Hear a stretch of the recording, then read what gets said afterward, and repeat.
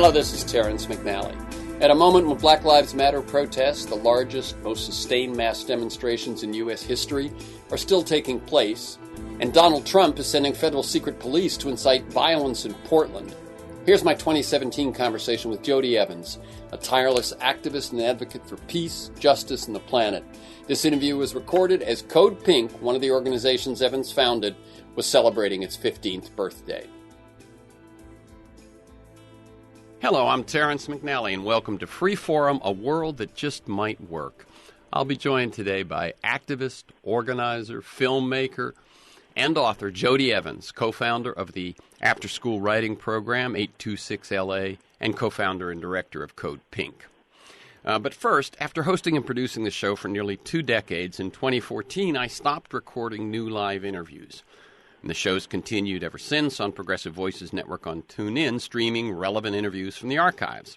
Podcasts are available anytime, anywhere on iTunes, Podomatic, and at my site, terrencemcnally.net or aworldthatjustmightwork.com. They're the same site. But with the election of Donald Trump, I can't resist exploring the path forward in new interviews.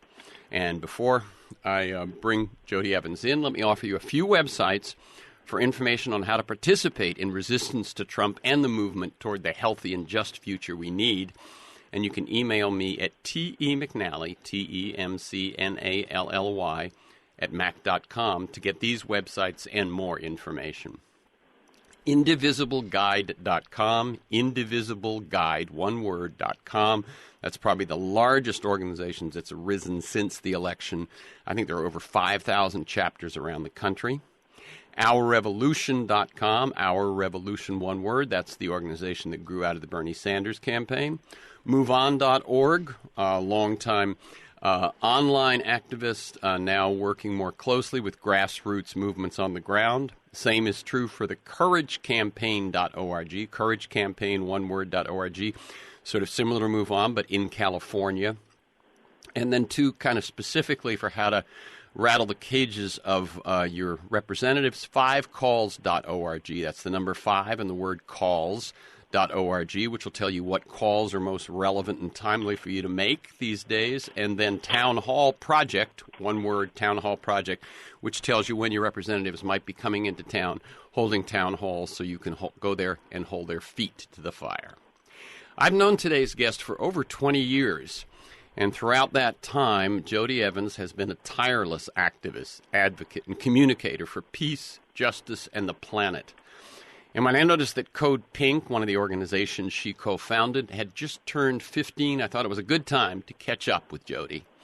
JODIE's co-founder, as I said, of the after-school writing program 826LA. That's Dave Eggers' organization, as well as co-founder and director of CodePink. She was director of administration in California Governor Jerry Brown's first administration. She managed Brown's 92 presidential campaign. She's a producer of several documentaries, including Stripped and Teased, Tales from Las Vegas Women, The People Speak, based on Howard Zinn's A People's History of the U.S., and the Oscar-nominated The Square on the Arab Spring Uprising in Egypt. And she's co-editor of 2 books, Twilight of Empire, Responses to Occupation, and Stop the Next War Now, Effective Responses to Violence and Terrorism. Welcome again, JODIE Evans, to Freeforum. Thanks, Terrence. So nice to be with you. Yeah. Now, as you know, I like listeners to get a feel for the people behind the work and the ideas that we talk about, and I mentioned a few highlights, but could you share with us your own sense of your path to the work you do today, your early background, perhaps, your entry into activism, and kind of the evolution of your work over the years? And I'll cut in, but you can take a bit of time with this and feel free to mention mentors, turning points, moments of decision. How did JODIE Evans become JODIE Evans? Oh, that remains a mystery, but I would say one of my first moments was I was a maid in 1970 at one of the hotels, big hotels in Las Vegas, where I was born and raised. And we were organized to march for a living wage. And we won, and Jane Fonda came and marched with us that August down the Strip. And the maids still get a living wage to this day. And my first documentary was about that. about the power of these women in the labor movement in Las Vegas. But I think it was then that I saw I could spend the rest of my life taking on the man, because it was doing so much harm. It was the beginning of the feminist movement arising in the U.S., and clearly the patriarchy, capitalism. It was the beginning of Earth Day. I mean, so much was arising in 1970 to what we were living inside of and we were becoming aware of. So I think that was my kicking off moment. I then fought for 18-year-olds to get a right to vote because my friends who had just left high school were getting killed in Vietnam, and then came to Los Angeles to work on the McGovern campaign. And by the way, I also came to Los Angeles to work on the McGovern campaign. So awesome. we go back further than we do. There were so many people in those rooms in LA in the early days, and Jerry Brown was the state chair of the McGovern campaign, and Max Pilevsky, who I later married, was his major donor. So that few months in the McGovern campaign were pivotal to the rest of my life. I say to my son, who was very active in Obama's campaign, and after Obama won and then it kind of turned sour, I realized that McGovern losing was probably one of the best things that happened to us, because so many of us from that campaign, we believed in, we lived out of those ideals, and we turned them into reality with our lives. And, I watched for Matthew that it just became depressing, that everything that was promised with that campaign got watered down and a lot wasn't accomplished. And for him, that, we were fighting for health care but not universal health care didn't make sense, or that Obama was using drones more than Bush. It was heartbreaking to see that what you thought was a shining light got tarnished. So after McGovern campaign, Jerry reached out to me, and I started working on in 1973, I started working on his governor's race. And funny enough, I just had dinner with Jerry and a bunch of us in D.C., including Bill Press, this Sunday. All of whom met back in those early days? Yeah, Bill Press, Lucy Gigovich. We were all kind of sitting around the same table we had sat around for 45 years. By the way, to anyone listening, Jerry's willing to be recruited to run for president. He looks out in just desperation and sadness, and is excited about what he's doing in September to bring countries together to make major pledges for the planet. So he's very, as always, dedicated to the planet, even though he continues to let fracking happen in California. His answer to that is, as long as Californians are using oil, we can't say not in our backyards. Let me stay with Jerry just for a second, because I was going to ask you about him anyway. So let me pick it up at this moment, which is that, and just again, as I said, you were director of administration in the first administration. Then, as you ran the '92 campaign, Brown is a phenomenon. The longest-serving governor, and he's both the sixth youngest and the oldest California governor in history. Can you talk a little bit about your work with Jerry and sort of your parallel, if you will, evolutions? Wow. That's 45 years of my life. I would say that, when starting in 1973, Jerry was those ideals that came out of the McGovern campaign. And even the race was about the possibility of, a new future. And those 8 years as governor were amazing, nothing short of amazing. To walk in after a Reagan governorship into a 36-year-old governor, and all of us were younger than he was. So just kind of imagine. And to be able to really, anything is possible. And I worked on a lot of appointments. I worked on a lot of bills, and they were pivotal. I mean, legalizing acupuncture, getting more than 50% of women as appointees, including in his cabinet. Mario Obledo was the Secretary of Health, and he had been part of the Poor People's Campaign, camping out outside the White House in 1968 with Martin Luther King. I mean, the people that held the secretary positions were radicals. They were doing radical things, and Jerry was fearless in appointing them, including Rose Byrd, Chief Justice to the Supreme Court. I mean, I ask him about that now, and he's just sad that maybe he reached too far, which meant that the right got to take over the Supreme Court because Rose was too far of a reach. But I think what happens is his reaching far allowed others to reach far, and, always those first reaches get pushed back on. But if we don't reach that far, we don't break through and allow more to happen. So I would say he was a wedge that just pushed forward through everything. And let me reflect, which is that it's interesting to hear him say that perhaps he pushed too far, because I'm with you that he in a way he moved the horizon of what was possible and what you could consider, and of course there was reaction. But I'll tell you, just because if we look at where California is today, it's in some sense the fruition of having set the mark so far then. And let me tell you an experience that I had, which was very soon after the election. The California Endowment held a big meeting of nonprofits and advocacy organizations and so on. And this is right after the election, and the mood was really kind of dark. And this one Latina woman, probably about 30, got up and said, "You know what? When I woke up on November 9th, I tried to remember when had I felt that bad." And she said it was back in 94 when Prop 87 had passed.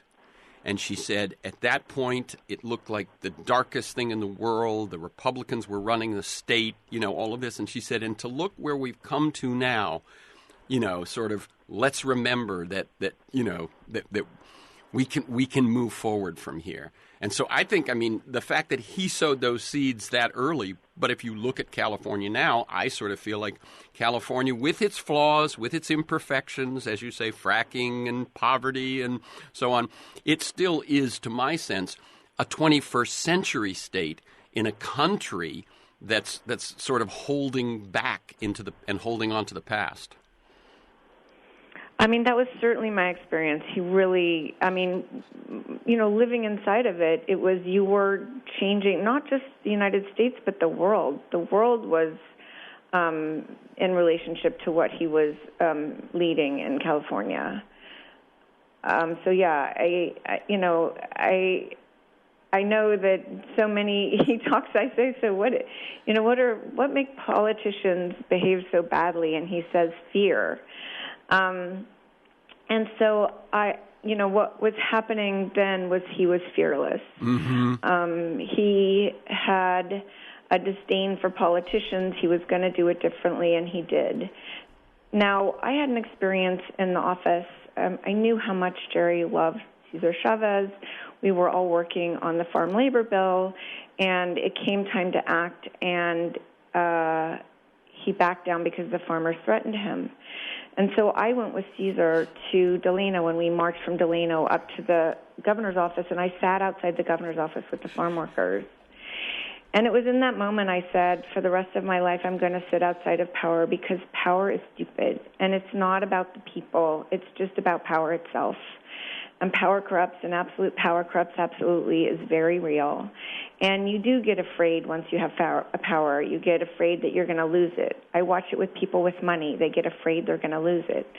And it's one of the driving forces of, just what's wrong in our world. And so, I got to learn a lot about power, and it served me in trying to shift it and knowing where to target. But it also changed me that I never wanted to be inside again. Mm-hmm. Let me just share one other thing that comes up as you were saying that. I happened to spend a night last night in a college kid's room. I was staying with some friends, And on his door, he had, "When the power of love overcomes the love of power, we will finally achieve peace. Jimi Hendrix." Yep. and we're, and being the hippies that I am, we've really come back to that time. I have to say, everybody got a little lost, and I think we were onto something then. But our understandings of the perils of capitalism, but it's back, and it's back. People are really getting, and Trump helping. Trump's one of the great organizers for the left on the planet. Yes. I mean, if we think of what birthed the first 60s, with the Vietnam War and so on, it takes right. it for more than a few to become activated. It seems to take a crisis. And a recognition of what you live inside of. We use the story about the frog in the water. Yep. But the frog, here's the chance for the frogs to jump out of the water because it's kind of a wake-up call, and the muscles are twitching again. So jump out, And a few years back at CodePink, it's just like you're talking about 15 years. Well, we started not an organization, but we started a vigil outside the White House to stop the war on Iraq, which was crazy and driven by lies. And Bush was frightening the American people with the terror code alerts of red, orange, and yellow, and we said CodePink for peace.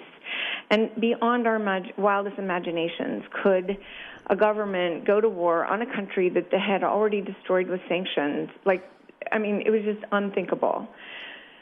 We're here 15 years later, and now we're in 8 wars and $1.4 trillion worth of weapons sold a year and 65% of our tax money going to war. And it was, maybe 4 years ago that I looked at global climate change, global inequality, and all that, the weapons sales. In history, the only answer has been fascism, because it just gets out of control, and then people are willing to submit to fascism to get things back into control. And I decided, well, the answer for those of us that are part of CodePink and activists is to grow local peace economies, that no matter what, global climate change, which at our CodePink Summit to launch our new campaign this weekend, Vijay Prashad called it capitalist planetary destruction. He said, don't call it global climate change. The climate didn't decide to be windier. So capitalism drove it to that. But what was the term again? Capitalist planetary destruction. Yeah. Let's call it really what it is. Yes. So, no matter what we're going to be at the effects at, because we will be, because it's already happened. It's not happening in the future. It has already happened. We have, destroyed the fabric of society. We have violated the planet. We have created an inequality that is already so horrific to so many around the globe that the war economy alienates us from ourselves and each other. We're human beings. Connection is our way of being. But capitalism, or the war economy, I call it, because I call it the war economy because I realize we're not going to end war until we end the war economy, because war is serving the war economy very well. And the war economy has become our culture, which is frightening. But if you start to look at it and you start to practice, like, how do I divest from the war economy, you start to recognize, yes, we have been acculturated to a war economy. We are living inside of it. It's the water we breathe. And there's a peace economy. It exists. It's the giving, sharing, caring, thriving, relational, resilient economy without which none of us would be alive. But we've devalued it. We've devalued the feminine. We've devalued caring. We've devalued education and caring for each other. And none of us would be here without the peace economy, which is the sharing, giving, which is our parents, our community, and all the ways we give to each other every day. But instead, we live it with each other in a transactional way, which isn't the way we need to live with each other. So it could be, during the Obama administration, you said, well, nobody's listening to us as we are trying to end war and trying to end the money for war. Why don't we take all this energy and build locally and be responsive to our communities, be responsive to those who are at the effects of the war economy in the worst ways, work on a just transition that involves them, that doesn't involve, let's not take care of middle-class white people, but let's go to where the poor and the planet and those that are really suffering at the effect of this culture that we are a part of. We're all a part of. And we're all a part of war because we pay 65% of our tax dollars to fund it. Yeah. And our summit this weekend was... So tell me about... wait. That's really wait. have... Okay. Let's come back to that. Let's go back to the birth of CodePink, okay? In other words, you what you said so far, but I want to get just a little more of the feeling and the picture of that time. What you said was it didn't start out as an organization or a movement. It started out as a vigil. Now, this is in the lead up to the Iraq War. The lies are out there. The mood is happening, and you had an organization, as I recall, Unreasonable Women for the Earth, right? And CodePink somehow birthed from that, and tell us just about that birth. Well, we were at Pioneers, would have been 16 years ago, right. Just this last weekend. I was there this past weekend. So let me tell for anyone who doesn't know, although Pioneers has been on this show many times, Pioneers is a conference that's now in its 28th year that basically says we're all related, we're all biology, we're all, et cetera. And it brings together every year certainly a community of people who see the world differently. So a bunch of you were at Pioneers. And Diane Wilson, who was one of the speakers that year, yep. And who is an unreasonable woman. She's a shrimper, and she sunk her boat on top of Alcoa to stop them from dumping toxic waste into the Gulf, the Texas Gulf. Around Houston, right? Around Houston, yeah. Texas. Yeah. And so she had said, a reasonable woman conforms to the world, an unreasonable woman has the world, respond to them. May we all be unreasonable women. And so Nina and I did a retreat of unreasonable women, and Medea was there, and Caroline Casey was there, who literally is the person who called CodePink. It was Code Hot Pink when she called it, but we, the day we started CodePink, we looked up to get the website, and it was a porn site, so we had to calm it down. So Code Hot Pink went, but CodePink stayed. Yeah. So, we had gotten together, and really our work had been about the planet. Our gathering had been, we were going to go naked at the Texas Gulf and say, we were decent and what they were doing was indecent. And as we were planning, we started hearing about the Bush administration and this wacky idea to bomb an innocent country.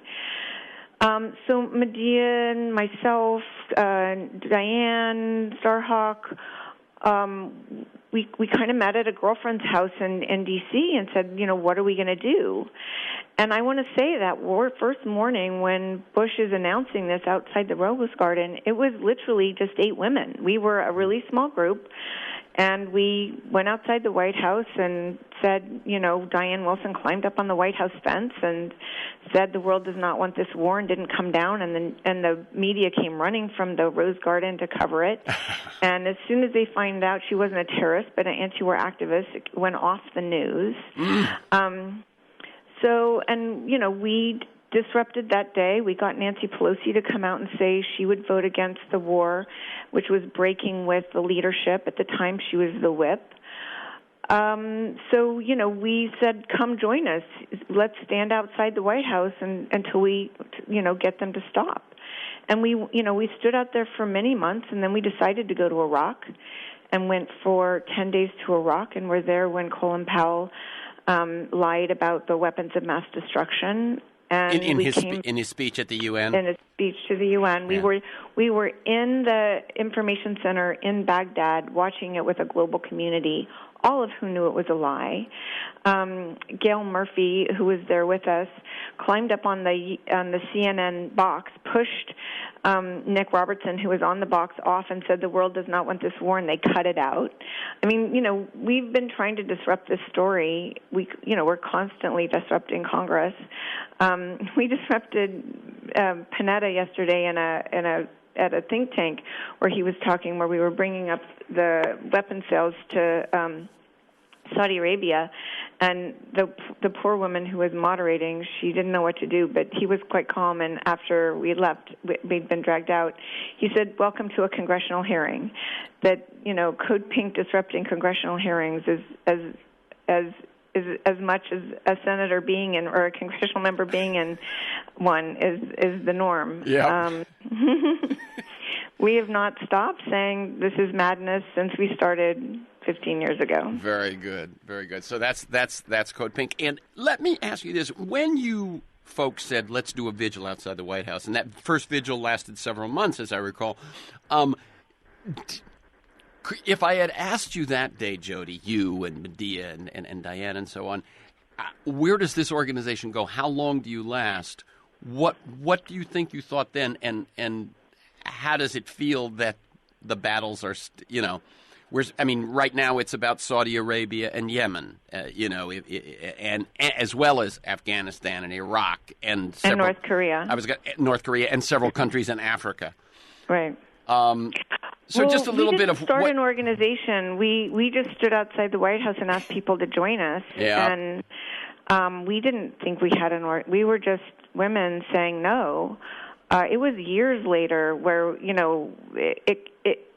I can tell you constantly is, well, we're going to stop this war. We're going to stop this madness. We're going to, stop the occupation. We're going to stop the money being wasted on war. We're going to stop, I think it was, 3 years later before I had to surrender and go, oh, my God, it's an organization, which is not really what we had planned to do with our lives.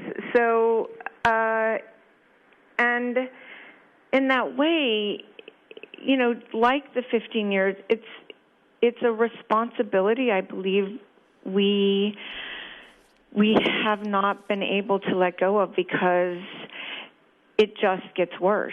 Right. And so many people are suffering. And, you look at there's a New York Times piece this week on Boko Haram and the women that were strapped up. And we know that women lead to peace. We know that the voice of women is missing. We know that, we have the Congress is not being responsible about not letting a president take us to war over and over again. We look out and think, what does it look like if we had a military coup? Have we not really just had one? And it's just silent. That presidents continue to be able to spend our tax dollars on war that no one that represents us has agreed to. That's right. And in other words, they justify almost everything still to one vote back prior to the Iraq War, linked to the attack on 9/11. It's just, well, and that had nothing to do with anybody that was involved with 9/11. Oh, of course. 9/11 people were from Saudi Arabia, yep. And we're talking about Afghanistan and Iraq that had nothing to do with it. And now, and then we keep starting wars and then occupying with our weapons all these countries, including our weapons are occupying Palestine. It's really the weapons companies that we're serving, and people are making a profit, and that's our new campaign, to stop all these companies, people, our government, our churches, our schools, our pensions funds from making a killing on killing, and trying to let everyone know that we're all responsible here. We keep trying to stop it, and what we continue to unveil is the people who are accountable here are the people, and we need to find different ways for more people to get engaged. Look, the Women's March did not have an anti-war message in its platform. It's like we've all gone numb to what is one of the most important issues. It destroys the planet. It's around oil. These wars are around oil and assets. They're for the government. They're for corporations. They do not make anyone safer. It's all a lie, but they continue to happen. And as you point out, I hadn't even realized that about the Women's March, that that these two wars have been going on for so long, and because there's no draft, affect only certain sectors of society in terms of who goes, who's in danger, who gets killed, who gets traumatized, but we all pay for it, and we all, as you point out, have grown numb to the fact that it's even going on in our name, and that every dollar, as Eisenhower said as far back as 1950, 1960, I guess, but every dollar that goes to war doesn't go to schools, doesn't go to communities. Doesn't go to health care, doesn't go to, creating a new grid so that we can get off the oil that we're addicted to that's actually feeding the wars. It's bad. So you said that this past weekend you had the kickoff of our new campaign, right. which was yet again, we're with a Congress and a president that are literally Teflon. So we can, do all the outreach we want and to our members of Congress, but it's not making a difference. So I was trying to find out, where could I make a difference? And I've been on the board of Rainforest Action Network for 20 years, and I've watched our successes going after corporations, and it seemed like time as another wake-up call for all of us to understand how our lives are benefiting from making a killing on killing, that the weapons companies are owned by all of us. They're in pension funds, they're in university funds, they're owned by our cities and our states and our counties, and it's time to wake people up and to see how we are all in collusion with war. Yeah, and I assume most people probably know this, but I don't think there has been a year since I've been an adult that the U.S. was not the greatest arms dealer in the world. So we're not even talking about the wars we're engaged in. We also supply the arms, and very often to both sides. Oh, to dictatorships. I think we're supplying weapons to every dictatorship, just FYI. And obviously when the Iraq troops are fighting the Kurdish troops, they're probably both using our weapons. Well, let me tell you about one of the worst things that's happening right now, and it's something everyone can act on right now, and that's Yemen. We are supplying Saudi Arabia with weapons that have created already a humanitarian crisis that's really unfathomable. And, the UN envoy literally just weeps every time he has to talk about it because it's so horrific. There are now 2 million kids in Yemen that are at the edge of life because there's a famine, and the constant bombing with U.S. weapons of the port of Haditha makes it so no humanitarian aid can get inside, food can't get inside, and no humanitarian support can get inside. And it's horrific.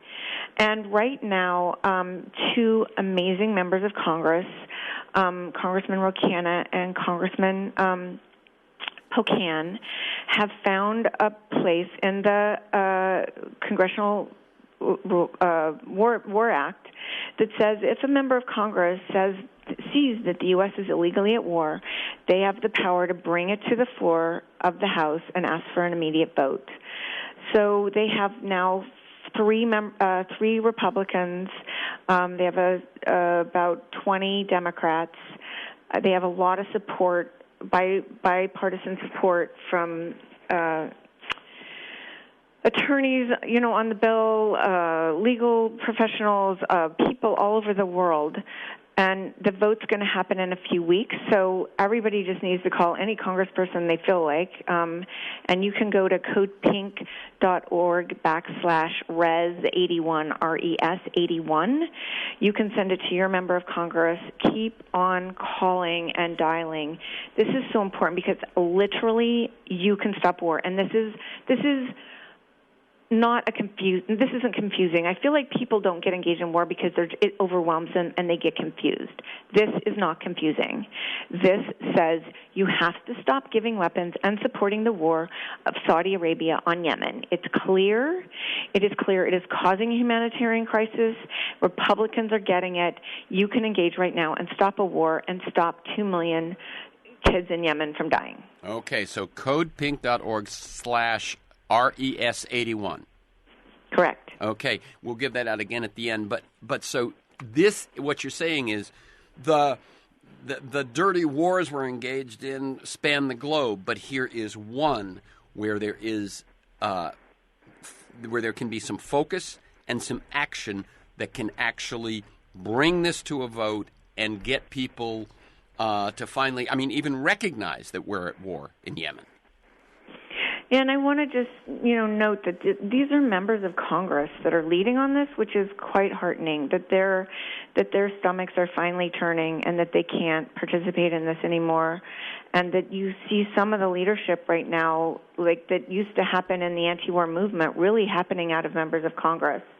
That should tell you how bad it is. Yeah, that's exciting. Let me tell people that this is Freeform, a world that just might work. I'm Terrence McNally.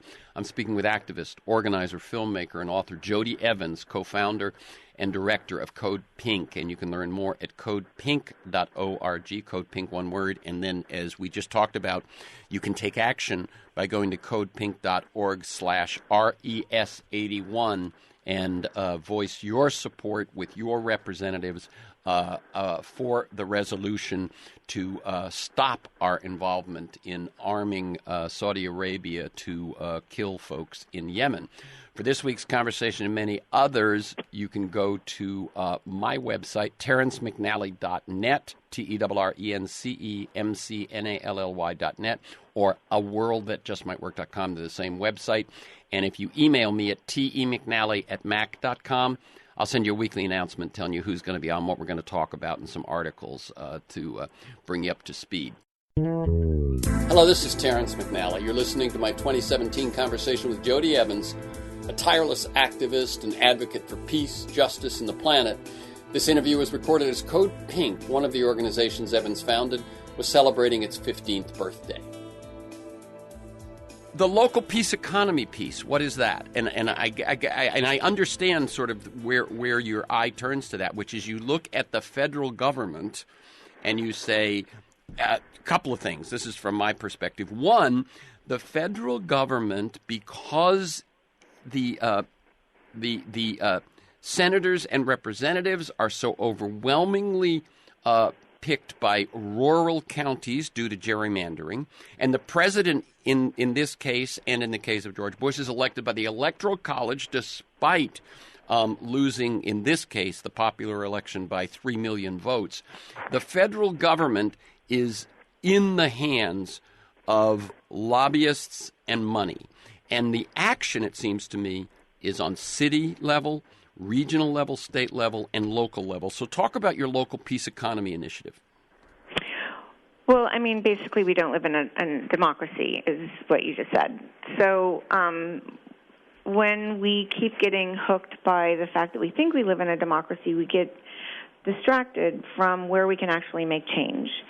And that was one of the things that really led us to this, is that we're not paying attention to what's happening. And when you go local, you start to really get clear about what's happening.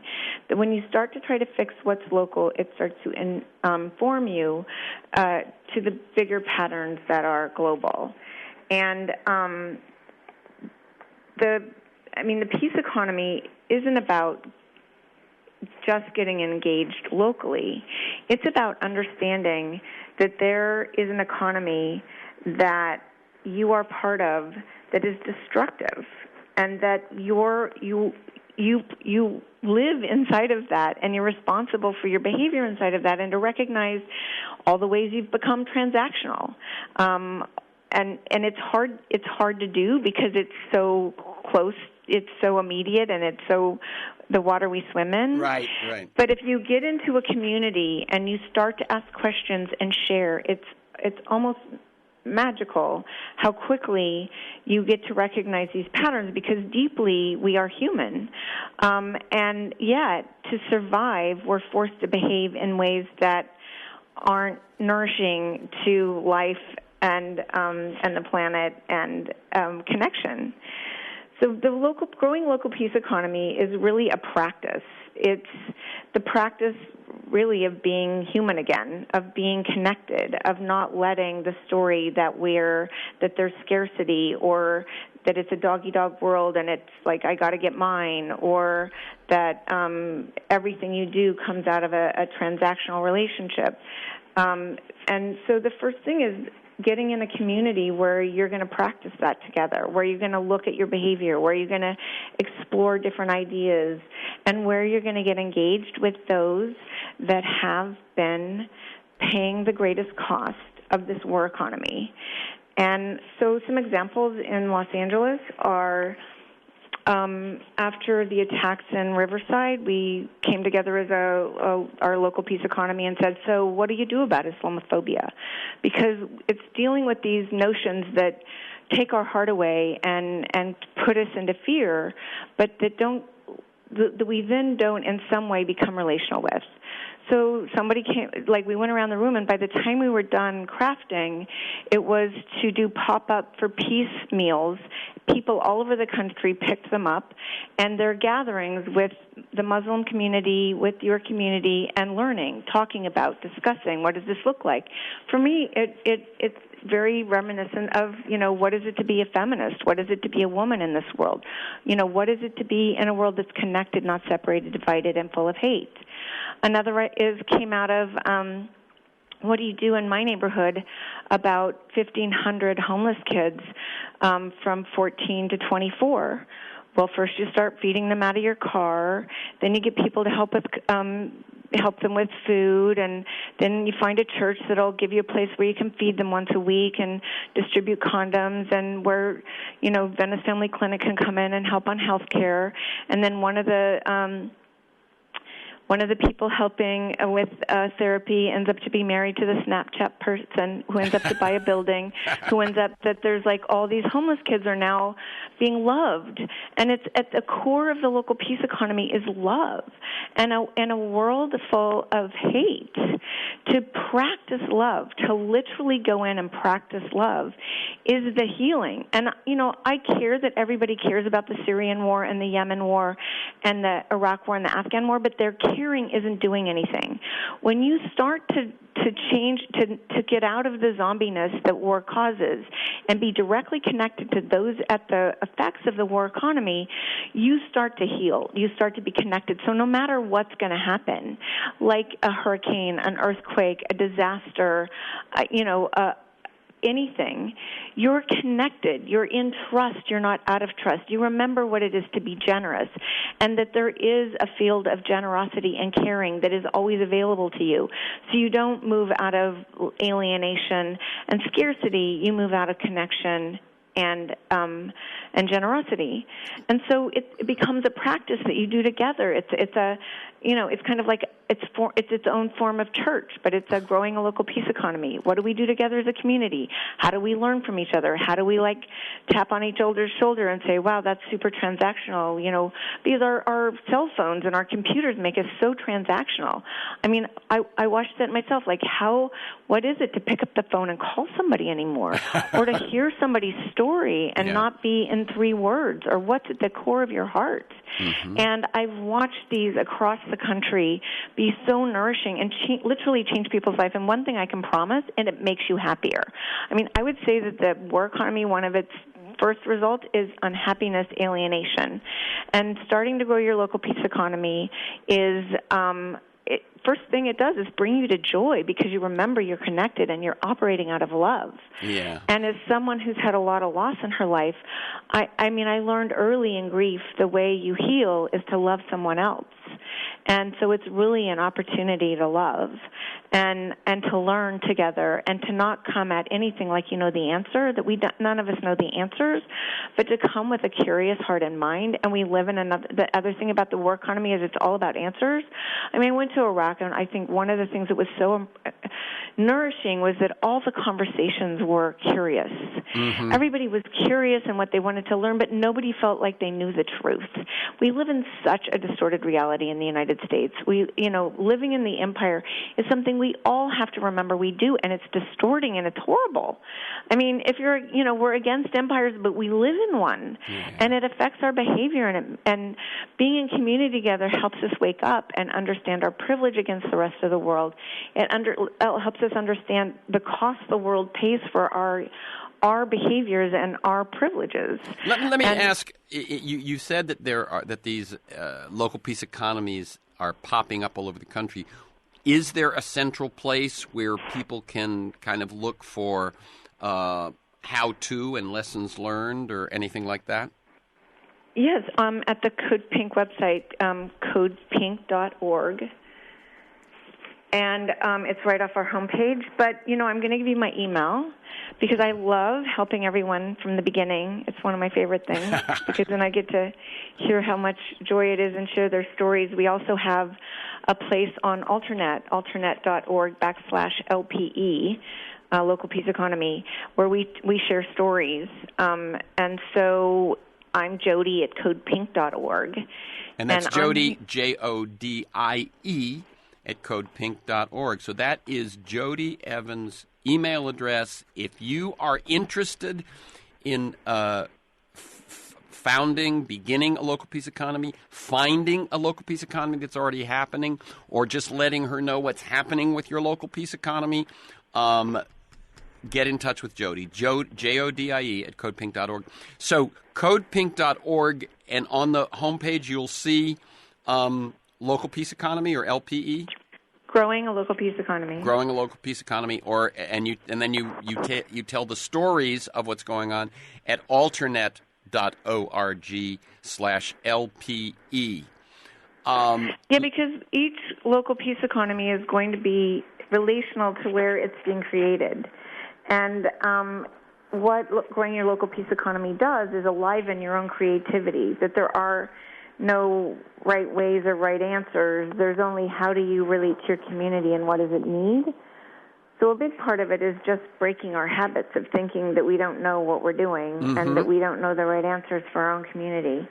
And but it's interesting. It's interesting. You said it's breaking out of thinking that we don't know the right answers for our own community at the same time as we don't assume we do know the answers. Right? It's that we are more empowered and we have more ability than we think. But it doesn't come from saying I've got the answer. It comes from saying it comes from inquiry with your neighbors, with your fellow citizens. Right? Correct. Yeah. And to stay in the inquiry, yes. that we don't come to an end.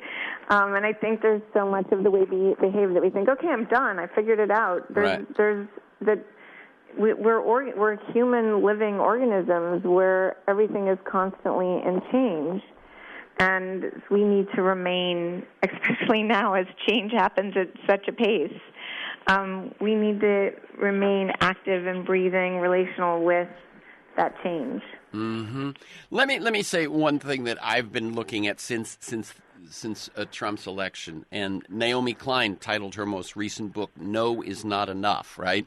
And it's been my contention, which is what she's saying in that thing, that since the election we have the possibility actually here, and this is something you hinted to at the start, of transforming this moment. Of it is so bad that now people recognize it, and we can mobilize people to go way beyond resisting Trump to finally actually saying, wait a minute, this happens because we haven't achieved the society that we need. We haven't been serious enough about pursuing the goals of, reversing climate change, achieving economic and social justice, and this restoration of community that we all need to feed ourselves. Do you have the sense, as I do, that in fact there's the possibility that we will look back in years and say this is when the turnaround began? Well, there's the possibility, but there's not the probability. I mean, that's the thing we have to wake up to. It's a little bit of how we got in here is we outsource our citizenship our who we are as a global citizen, and we think other people have the answers and we could just elect them and then they'll solve all the problems. And I think the one thing that Trump has helped us see is that we're all in this together, and we can't outsource that somebody else is going to do it, and that we have to hold everybody accountable and responsible that takes on responsibility and power, instead of closing our eyes and just hoping it's going to happen. And, there's one of the things I've noticed a lot lately, especially as in the United States, is that we move into innocence. Like, I'm innocent, I'm not responsible. I don't want to know about that because then I have to act. And that level of, like, I'm not responsible doesn't work anymore. So it's really going to be our choice. But there's the possibility, but not the probability given the way we've behaved. It's going to take a change in the way we behave, and that's what we're trying to create the possibility for with growing a local peace economy, that it does change your behavior. And behavior change takes practice, and it doesn't take wishing. We can't wish behavior change. And we all know that from having to change our behaviors around many things. Sure.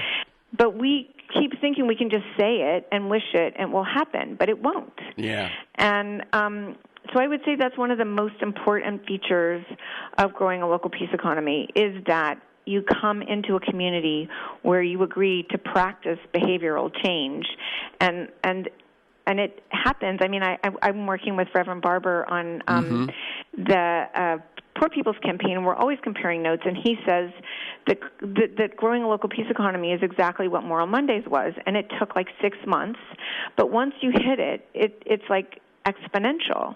And because it is feeding life, because it is out of life, and the exponentiality and how you meet each other and what the connections are profound and beautiful. And I feel like after all these months I can say that and say it with confidence that we're just not practicing it enough, and too many of us are stuck and depressed, and this is a way out of that into the creation of, yes, the thing we look back at and say we turned the corner. Okay, thank you. Let me ask you a couple of questions, kind of pull back a little bit and ask you a couple of questions really for people. I mean, to my mind, since I've known you, you have always been an activist. You have always been kind of pulled and called by it and taking action, risking things and so on.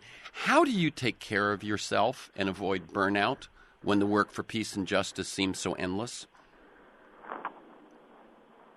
Well, I guess I would say that I work with amazing people that inspire me every day.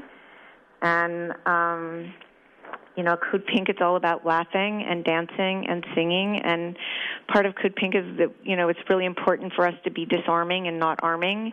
So we're always having to laugh and figure out how we enter the moment with the most spontaneity and surprise, which keeps us, I think, more joyful. But also I cry a lot. I feel deeply. I think sometimes we get exhausted because we think we have to will through it. And I think that, at CodePink we do a lot of crying and a lot of feeling and a lot of connecting and a lot of loving. And that keeps us going. And we don't let ourselves rush past a moment of grief without really taking the time to feel it and think about it and find ways to be in relationship with it. I would say in the growing of a local peace economy, I've really watched, to great sadness, too many people who've shut down around what's happening. And I know that we can only address it with open hearts and that means there's a lot of crying. Mm-hmm. And how let me also... At our launch this weekend of the Divest from the War Machine campaign, a lot of crying. And you can see that that was live streamed on the Real News, and it's available there. I would encourage people to watch it. It's very inspiring. Lots of great information. Lots of great inspiration too. Where do we find that? At the Real News. And what would they look for? Divestment? Divest from the War Machine. TheRealNews.com. Okay, great. Thanks. Let me ask you one other thing. You started out, as you said, in 1970 as a very young woman getting involved in a labor action with older folks. And now you are a mentor to young people. What do you see in today's young people? Oh, my God, so much hope and so much fierce, smart. I mean, I think of myself at their age, and we had a lot of learning to do. We were pretty innocent, and the fierceness and the take no prisoners, willingness to speak out and to not compromise, to hold power accountable. I think to be living in a country where people really understand the cost of capitalism, and it's vast, where we've been sleepwalking through that for far too long, and thinking we can make a good capitalism, and now we've got enough, I think, of a community that sees that isn't going to happen, and the costs are profound, and there have been too many asleep. And, in that sense of taking control and knowing that you're responsible as a citizen, I would say that that's one of the things this young generation gets. They're not giving it back over to anybody because it's failed.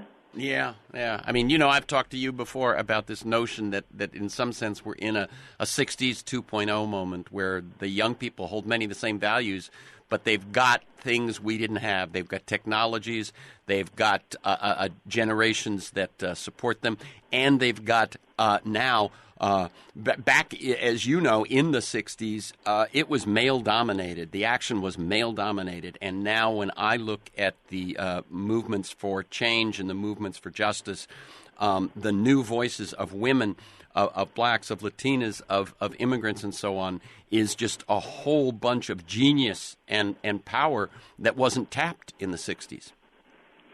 Right, and I think it was repressed. So when you repress voices, you repress the possibility for change, and I think that's been understood by some and appreciated by others. So yes, it's nice to have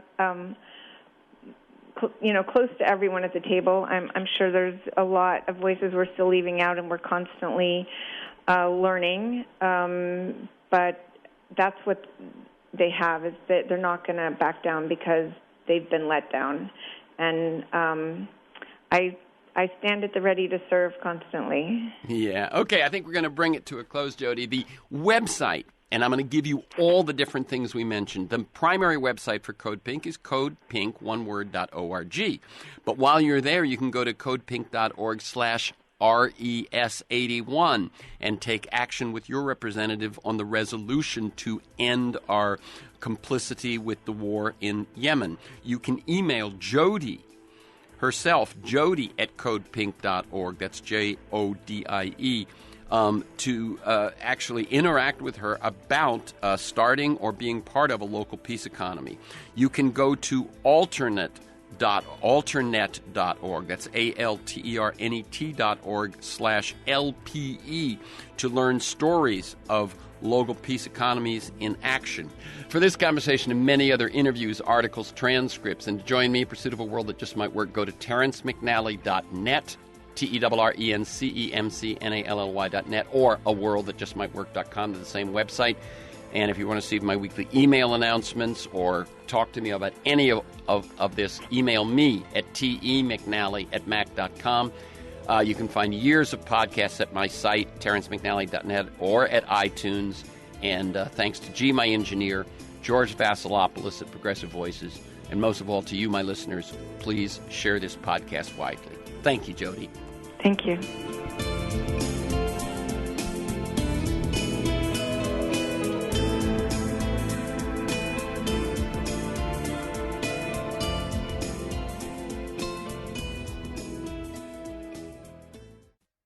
Hi, it's radio veteran Nicole Sandler. Sadly, the radio we all grew up listening to and the industry in which I worked for 40 years has been decimated. I turned up the radio. I can't hear it. Thanks to the Telecommunications Act of 1996, a handful of giant corporations control what you hear on the so-called public airwaves all across the nation. So you had better do as you were told. You better listen to the radio. But times have changed. Turn it up, a little bit higher. Radio. It's the 21st century, and at Progressive Voices, we're reclaiming our time. Radio. Progressive Voices, now powered by TuneIn, speaking truth to power 24/7 on the Progressive Voices Network.